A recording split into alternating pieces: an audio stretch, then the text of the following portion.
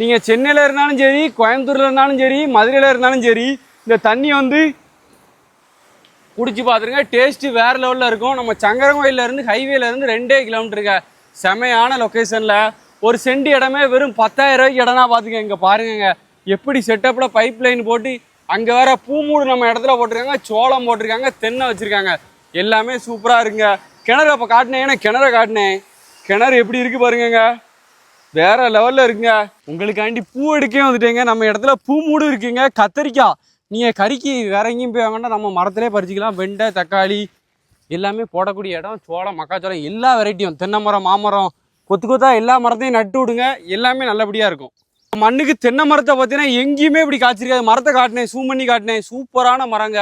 நம்ம இடத்துல மூங்கில் மரம், தென்னை மரம் இப்படி எல்லாமே போடுங்க. மாட்டு பேர் லக்ஷ்மியாங்க. 14 ஏக்கர் இந்த மாடு தான் சுற்றி அப்படியே மேயும். பாருங்க, சோளத்தை மேய்ஞ்சிரும்னுக்காண்டி கெட்டி போட்டிருக்காங்க.